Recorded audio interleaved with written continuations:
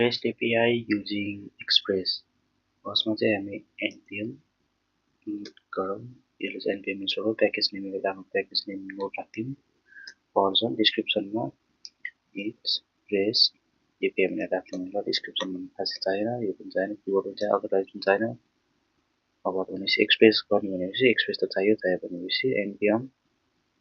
install save express त चाहियो express गर्दा भनेपछि त्यो app.js एउटा खोल्यो अनि त्यसपछि यहाँनिर constant express is equal to require express constant एउटा variable type खोल्दिउँ express हैन यो चाहिँ फंक्सन भयो app.addition अनि अब 8080 को एउटा कोड बनाऊ 8080 or 3030 जति पनि हुन्छ 8080 अनि एउटा add फंक्सन त्यसले चाहिँ के गर्छ भन्दाखेरि सर्भर रन भयो भनेर चाहिँ देखाउँछ so server strt started 8080 को कोडमा सर्भर स्टार्टेड भनेर कन्सोलमा आउँछ यो भयो अब हामी एउटा कन्ट्रोलर खोलौँ कन्ट्रोलर अर्को एउटा राउटर एउटा खोलौँ राउटरको मतलब p.js constant express is equal to require express किन भन्दाखेरि एक्सप्रेसले नै राउटिङ पनि ह्यान्डल गर्छ constant router is equal to express.router यसलाई एक्सपोर्ट गरौँ module.exports is equal to router यसलाई एक्सपोर्ट भयो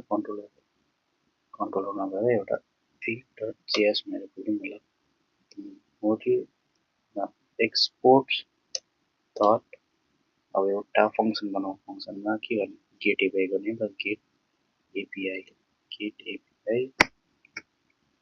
API भनेर एउटा खोल्दिउँ हैन एउटा arrayed फंक्सन यसले चाहिँ के गर्ने रिक्वेस्ट लिन्छ रेस्पोन्स लिन्छ अनि नेक्स्ट लिन्छ अनि त्यसपछि यहाँनिर हामीलाई चाहिँ रिक्वेस्ट डट स्ट्याटस चाहिँ हाम्रो 200 को भयो डट जेसन फर्मेटमा डाटाहरु जान्छ त्यही भएर जेसन फर्मेट जहिले पनि जेसन फर्मेट अनि त्यसपछि यहाँनिर मेसेजकोमा सक्सेस लेख्नु एउटा अनि एउटा पोस्ट एउटा क्रिएट गरौँ हैन त्यसमा चाहिँ के राख्दिउँ भन्दाखेरि एउटा टाइटल राख्दिउँ टाइटलमा REST API अनि कन्टेन्ट एउटा बनायो कन्टेन्टमा REST API with express यो भयो अब राउटरले चाहिँ राउटिङ गर्ने काम गर्छ यताउता त्यता त्यसपछि यसमा गएर राउटिङको लागि feed कन्ट्रोलर अब त्यो यता तान्नु पर्यो /controller/feed.js लेखे पनि हुन्छ नर्मली feed लेखे पनि हुन्छ यहाँनिर feed.js गरे पनि हुन्छ अथवा feed मात्र लेखे पनि हुन्छ अब यो फंक्सन लिएर दिनु पर्यो हामीलाई राउटिङ त्यसलाई राउट एउटा प्रोवाइड गर्नु पर्यो त्यसको लागि चाहिँ राउटर भन्ने छ हामीसँग त्यो भनेको get API भनेर बनायो अब त्यसलाई राउट दिनु पर्यो राउट एउटा दिनलाई यसलाई जे नाम राखे पनि हुन्छ यसलाई अब यहाँनिर express नै राख्नु अहिलेको लागि अनि feed controller.i को function arrayed function get API अब यो राउटरलाई फेरि एपमा चलाउनु पर्यो app.js मा त्यसको लागि constant feed router is equal to required ./router/feed यसमा जे राख्नु हुन्छ नराख्नु हुन्छ अब यसमा चाहिँ app.use अब यहाँ पनि एउटा दिँदा नि हुन्छ अगाडि के दिएको थियो हामीले एक्सप्रेस यसमा चाहिँ API/express अनि फ्री राउटर यहाँबाट स्ल्यास यो भने यो एपिआई चाहिँ के भयो भन्दाखेरि अब यहाँनिर यो चाहिँ के भयो भन्दाखेरि API